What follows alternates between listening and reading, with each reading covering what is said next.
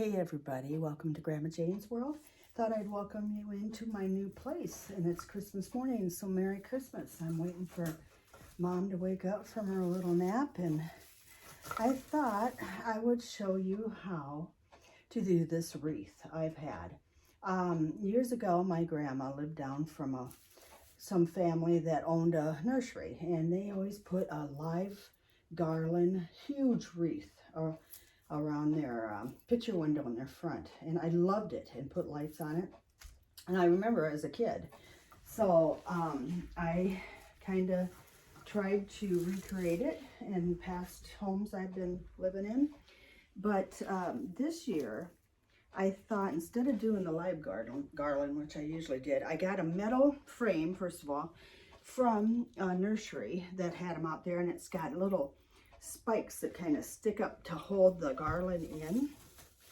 And this year I ended up buying, I didn't know if I was going to use it in the house or not, and I didn't want the mess of a live garland, which really is the prettiest, but I got this fake garland, and it was 10 feet of it, and it's perfect length to put inside. And it's even lighted, and I didn't realize that. I just have to put batteries in it if I want to do that. And I might. And there's a little gap right here, and this is probably where I'll put the bow. Whoop. Sorry about that. Notoriously, I'm such a good, I'm not a good. Okay, now I think I can do it. All I have to do is show you, of that,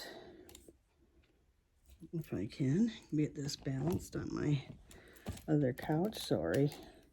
All right, because this is kind of I can do this stuff outside with a live garland. I just never done it with a fake garland, but it's gonna be fine. Then I got a big set of light bulbs. I thought I'd do something different. I was gonna put little blue ones all around it just to be different, because I've got clear in here, and I've got some colored in here, and I've got some red in here. And I thought, I just love color. I don't really have a favorite color, actually. I just love it. So we'll see if we can get this put together while we're on film. All right. Like I said, Mom is sleeping. I'm going to run this up the kitchen real quick, or plug in, and make sure they work. You don't want to string them when they don't work. I'll be right back here. All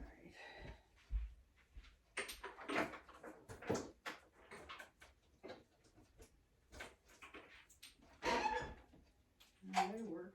I'm making sure my monster cookies aren't burning in the oven.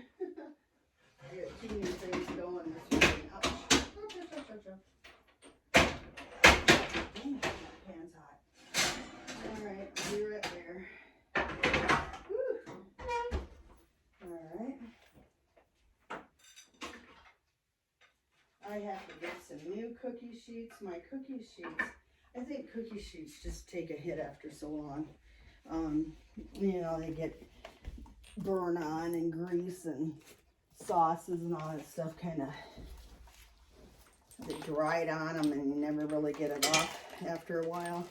It's just better to throw them away and get new ones.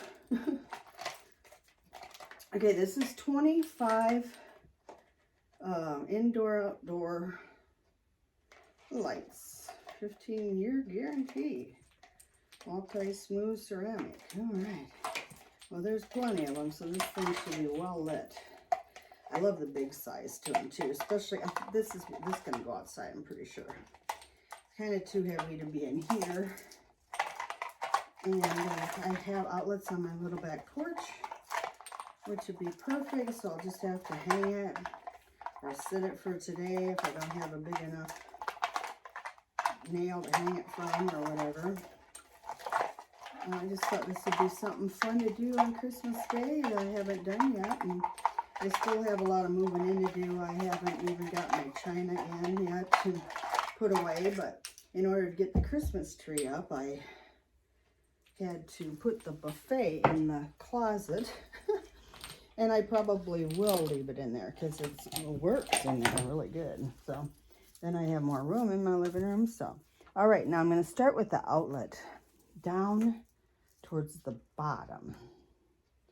All right, and I'm just going to go, you can see, I think you can see it. There's quite a few lights here, so I can wrap it pretty closely around as I go. Got a friend from high school who's going to stop today, I think. We graduated, we were cheerleaders together, we had a lot of fun together, and we still do. Her mom isn't too good in the nursing home, and nursing home's just a hop and a skip away from here. So we usually like to get together and maybe have a drink, maybe a few laughs. I've had gout, of all things. I inherited it from my grandpa, and it's been killing me over Christmas. It's been killing me, but I am surviving. You know, at least I've had to be in most time and been safe from all that COVID out there. It's coming again, I can tell you. Okay, you just keep stringing it around, and then I'm going to start to sort of spread the evergreen around. Mom's going to love this when she wakes up. She loves this stuff. And then that'll make it look fuller and kind of cover up the metal frame that it is on. This is cool. I love it. And then you can also take little twisties if you want and put them every so often to keep that evergreen. Got my sweater stuck in. It makes sure it's fastened to the frame so it doesn't blow away in the wind. We've had some nasty winds here lately. We were in the basement on, what was it, a week ago Wednesday's night. It was a terrestrial, I guess, is what it was called. And it was like, we didn't have the winds quite as high as like some of the area did. Mason City had 85 mile-an-hour winds. But a friend of mine was in Cedar Rapids 2 years ago, I believe, and had, get this, 140 mile-an-hour winds for 40 minutes. Do you know how much damage that would cause? I can't even stand over 30 miles an hour, really. And when we flew, sometimes we could go up to 50 miles an hour before they'd cancel us or take us out of the air, and I did not like it. I was just telling Mom about the time we were in Dallas area, and I have no idea why they ever let us go with a plane full of people out of there, because I've lived through a really nasty tornado that hit Charles City, Iowa in 1968. You can look it up. And it's just, the sky was yellow. It was just, it's creepy. You can just feel the attitude and everything of the weather. And we took off. I'm trying to remember, I think we were actually landing. And I think we really should have aborted the landing and gone somewhere else. But anyway, we didn't. And when I looked in the back, the flight attendant in the back was like above me. The plane was like this. And even the first officer, who was new, it was his turn to land, and he said he was even scared.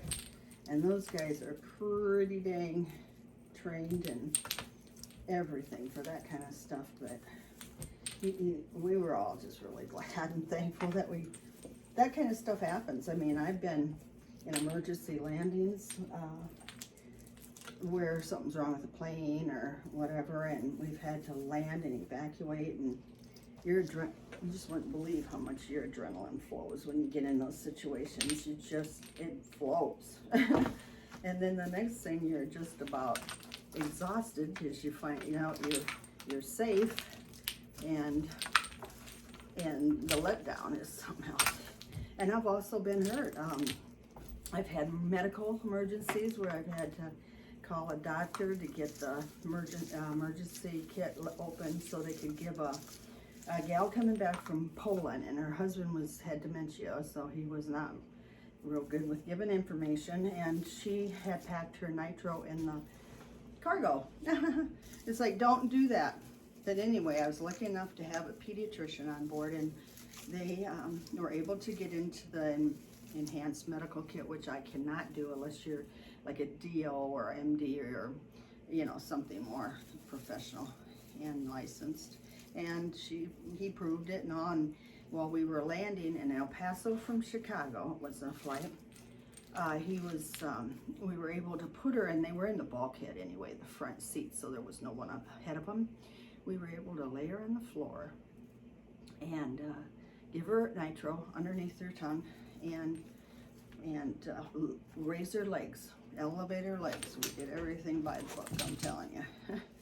And we saved her. I mean, that guy, the pilot, had me get in my seat for landing, and then let the doctor stay on the floor with her in the bulkhead for landing. And they got her out right away, EMTs did, and she survived, thank God.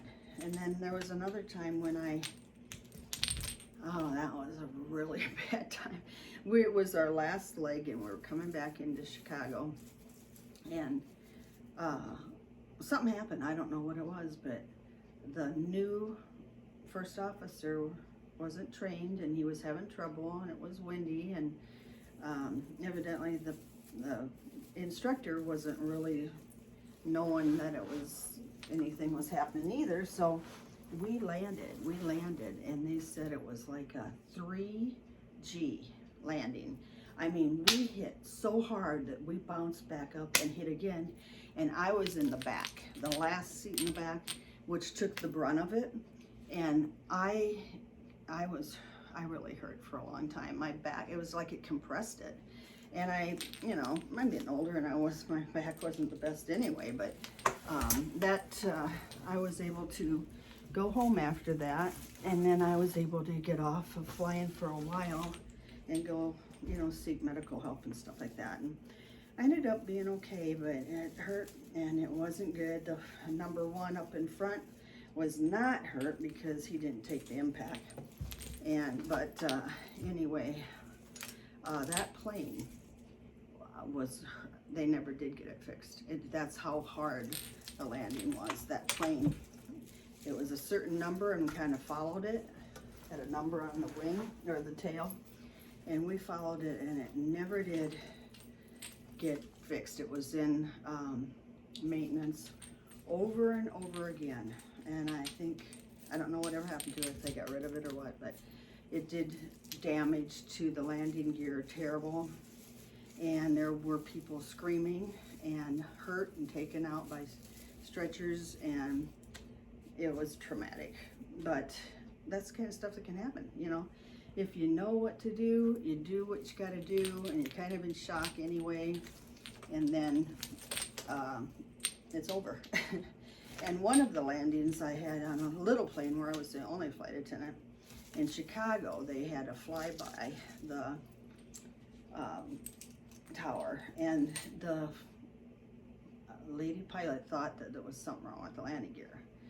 So they had her come in, and as soon as we were landing, we had just taken off and turned around and landed.